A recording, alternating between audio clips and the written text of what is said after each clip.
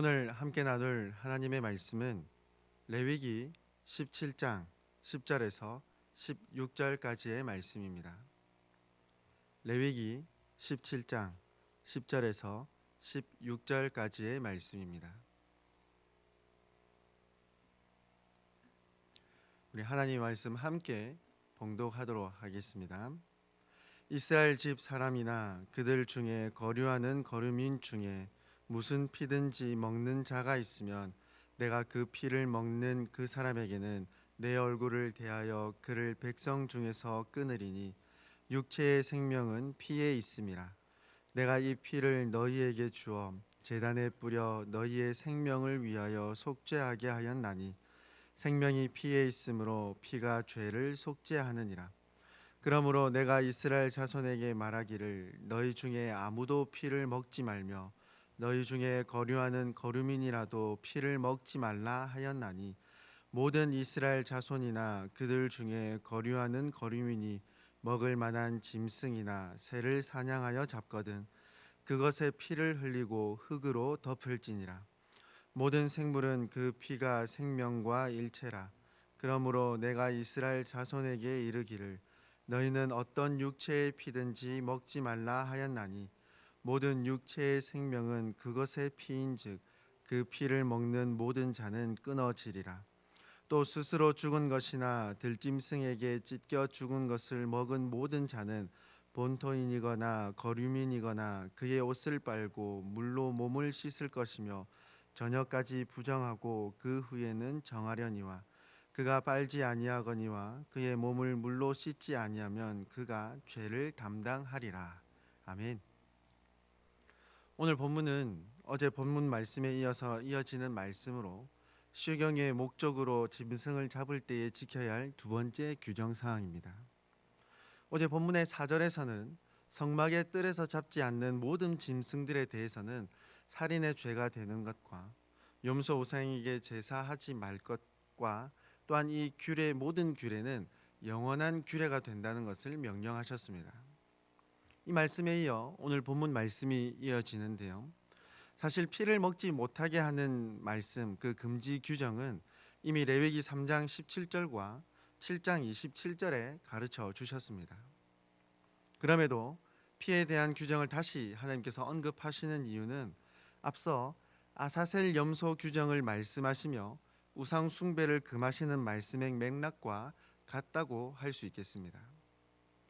아사셀 염소 규정에 이어 염소 우상에 관한 말씀을 하신 이유는 백성들의 무지 또는 오해의 소지를 없애기 위함입니다.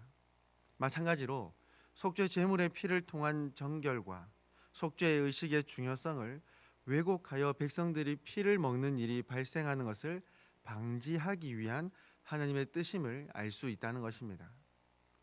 종종 다큐멘터리나 역사 프로그램들을 살펴보면 신에게 제물을 바친 뒤 피를 마셨던 고대 문화의 흔적들에 대한 내용들이 방영되곤 합니다.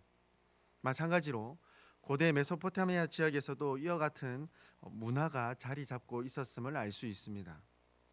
고대 그리스의 역사학자 헤로도토스에 의하자면 현재의 이란 북쪽 접경 지역에 살고 있던 스키타이라는 이 민족은 전쟁터에서 죽인 첫 번째 사람의 피를 컵에 받아 마셨음을 그의 책에서 기록합니다.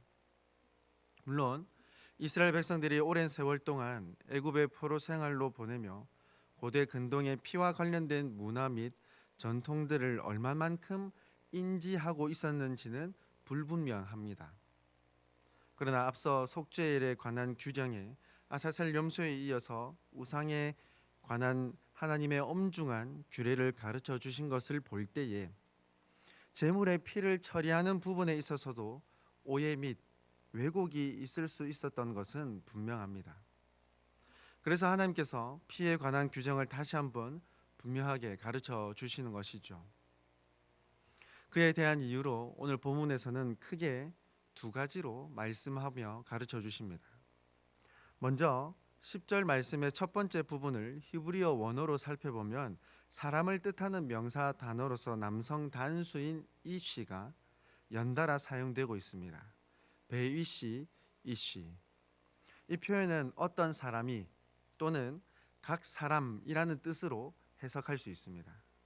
이 표현은 앞선 8절에서도 동일하게 기록하고 있듯이 이스라엘 백성들뿐만 아니라 이스라엘 중에 거주하는 모든 사람, 나그네들도 포함하는 말씀입니다. 피를 먹는 것을 금하는 규정의 적용 대상은 예외가 없다는 것이죠. 그리고 10절 말씀 중반절 말씀을 살펴보면 그 피를 먹는 그 사람에게 라는 우리말 번역이 있습니다. 기록된 히브리어 문법을 따라 해석하자면 피를 먹는 자의 생명이라고 번역합니다.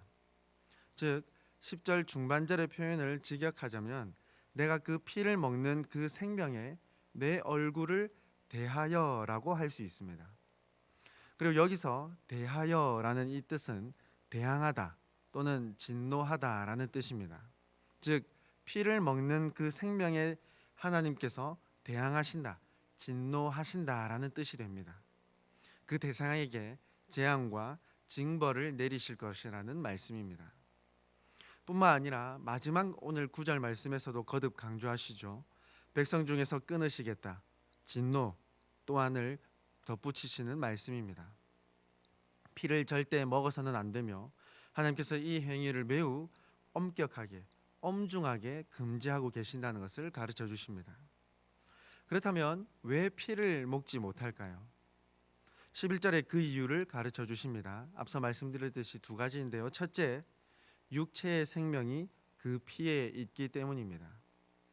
히브리어 원문으로 분석해 보자면 피와 생명을 동일시하고 있음을 확인할 수 있습니다. 피가 생명을 유지하던 수단으로 말씀하고 계신다는 것이죠. 왜냐하면 피 흘리는 자가 살인자이듯 피를 흘리면 죽게 되기 때문입니다. 즉 피를 먹지 않는다는 것은 피를 쉽게 함부로 생각하지 못하도록 하나님께서 가르쳐 주시는 것이죠. 피와 생명이 동일시되기에 피를 먹지 않는다는 것은 더 나아가 모든 생명의 주인은 내가 아니라 창조주이신 하나님의 소유라는 것을 고백하는 행동이 되는 것이기 때문입니다. 하나님께서 첫 번째로 주신 이 의미는요, 이미 창세기 9장 3절에서 6절까지의 말씀에 잘 나타나 있습니다. 창세기 9장 3절과 4절 말씀입니다. 모든 산 동물은 너희의 먹을 것이 될지라 채소같이 내가 이것을 다 너희에게 주노라. 그러나 고기를 그 생명되는 핏째 먹지 말 것이니라. 홍수로부터 구원받은 노아에게 하나님께서 하시는 말씀입니다. 동물들을 식용으로 허락하시면서 반드시 지켜야 할 것을 말씀하시는데 핏째 먹지 말라 명령하시죠.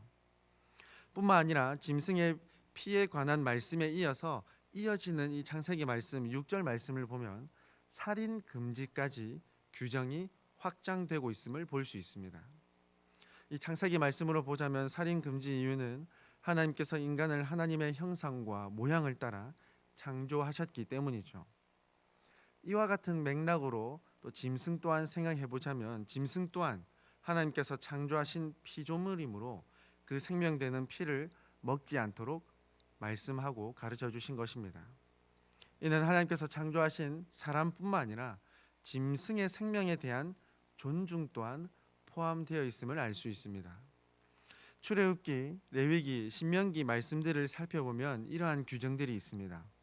어미와 새끼를 같은 날에 잡지 못하도록 하시는 규정, 짐승을 잡을 때에도 어미와 함께 이레 동안 있게 한 이후에 잡는 규정, 새끼를 어미의 젖으로 삼지 못하게 하는 규정, 새와 알이나 새끼를 발견하면 반드시 어미를 놓아주는 규정, 이러한 규정 등들을 볼 때에 하나님께서는 생명을 존중하도록 하는 가르침 또한 분명히 내포하셨음을 알 수 있습니다. 그리고 두 번째 이유는요, 짐승의 피를 제단에 뿌려 생명을 위하여 속죄하는 의미, 그 제2의 의미가 분명하게 담겨 있기 때문입니다. 11절 말씀을 자세히 살펴보면 피를 먹어서는 안 되는 이유를 두 가지를 말씀하고 계시지만 특별히 속죄의 제2의 의미가 더욱 강조되고 있음을 알 수 있습니다. 이 부분은 이스라엘의 제2 전통에서만 발견되는 매우 특별한 모습입니다. 고대 메소포타미아 종교에서는 피를 통한 속죄의 의미 또는 의식의 전통을 전혀 살펴볼 수 없기 때문입니다. 하나님께서 11절 말씀으로 강조하시며 가르쳐 주시는 것은 생명의 피가 있으므로, 피에 생명이 있으므로 그 피를 하나님께서 사람의 죄를 속죄하는 용도로 제정하셨기 때문에 먹어서는 안 된다, 가볍게 여겨서는 안 된다라는 뜻입니다. 정리하자면 피로 상징된 짐승의 생명을 인간의 죄를 속죄하시기 위하여 대신 취하셨다는 점을 계속해서 강조하신다는 것이죠. 속죄의 피는 속죄의 의미를 담고 있다는 것입니다. 그리고 이어지는 13절과 14절에서는 사냥한 짐승의 피를 처리하는 규정을 가르쳐 주십니다. 길들인 가축뿐만 아니라 야상에서 사냥할 수 있는 동물의 피까지도 하나님께서는 금하고 계십니다. 야생 동물의 사냥의 특성상 성막에서 잡을 수는 없지만 반드시 지켜야만 하는 것은 피를 마시지 말아야 한다는 점입니다. 사냥한 짐승의 피는 흙으로 덮어야만 합니다. 사람들이 피에 접촉하지 않도록 하는 것도 있지만 하나님의 창조 질서를 떠올리게 하는 모습이 됩니다. 창세기 1장 24절의 말씀을 따라 생명을 그 기원이 되는 땅, 흙으로 되돌아가게 하는 의미가 담겨 있음을 알 수 있다는 것이죠. 그리고 14절에서는 더 나아가 모든 생물의 피를 먹지 못하도록 금하십니다. 즉 식용의 목적으로 잡는 모든 짐승의 피 또는 어떤 이유에서든지 죽은 짐승의 피를 먹지 않도록 규정하고 계신다는 것입니다. 어길 시에는 앞서 강조하셨듯이 반드시 백성 중에서 끊어짐을 선포하십니다. 그리고 마지막 15절과 16절에서는 자연사한 짐승이나 다른 들짐승들의 공격을 받아 죽은 가축의 경우를 가르쳐 주십니다. 이 경우 그 피를 모두 추출하지 못한 상태이기에 그 짐승의 고기를 먹게 된다면 피와 함께 먹게 되는 것이므로 그 사람은 부정한 상태가 되어버리고 마는 것입니다. 그러나 이 경우는 피를 직접 마신 규정과는 명확하게 구분되죠. 피를 마신 자는 백성 중에서 끊어지지만 자연사한 짐승 또는 찢겨 죽은 짐승의 고기를 먹은 사람은 저녁까지 부정한 상태가 됩니다. 한편 신명기 14장 21절 말씀을 보면 이스라엘 가운데 살아가는 이방인은 스스로 죽은 것을 먹을 수도 있었고 팔 수도 있었습니다. 즉 이방인들에게는 아무런 문제가 되지 않았다는 것입니다. 그러나 이스라엘 백성들은 다르죠. 부정한 상태가 되므로 반드시 옷을 빨고 물로 몸을 씻은 후 저녁까지 부정한 상태가 되었습니다. 그리고 저녁이 지난 후에야 정결한 상태로 회복이 됩니다. 당연히 이 부정한 상태가 되었을 때는 그 어떤 사람도 만날 수 없었으며 하나님 앞에 온전한 제사를 드릴 수도 없는 상태가 되는 것이죠. 사랑하는 우리 성도 여러분, 피를 금하시는 오늘 이 말씀의 규정들은 오늘날 우리에게 여전히 유효하다고 보기에는 어렵습니다. 왜냐하면 예수님을 통하여 구약의 제사와 규례 자체에 대해서 우리는 자유롭게 되었기 때문입니다. 그러나 이 규정에 담긴 의미는 우리가 반드시 기억하고 준수해야 하는 의미가 깊이 담겨 있습니다. 앞서 생각했듯이 하나님께서는 생명의 피로 속죄의 제의가 진행되기에 피를 마시지 말아야 함을 가르쳐 주셨습니다. 이 규정에 담긴 중요한 하나님의 뜻은 이 땅 모든 생명체의 주인 되시는 하나님을 반드시 기억하라는 말씀입니다. 이 믿음과 확신이 어떤 모습으로 자연스럽게 이어지는 것이 되겠습니까?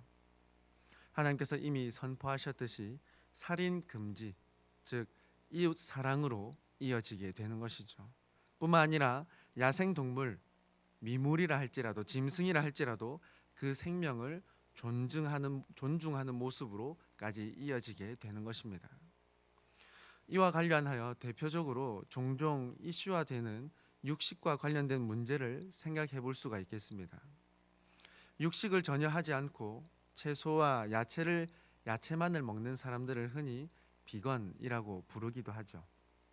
생명을 존중하는 의미에서 그들이 주장하는 육식 전면 금지는 어느 정도 이해가 됩니다. 그러나 육식을 허락하신 하나님의 말씀에 비추어 생각해 볼 때에 육식을 완전히 금하는 것은 정답이 아니라는 것입니다. 하나님이 허락하신 육식을 통해서만 얻을 수 있는 필수적인 영양소들이 있죠. 이 영양소를 얻기 위해서는 피를 흘리는 것은 불가피합니다.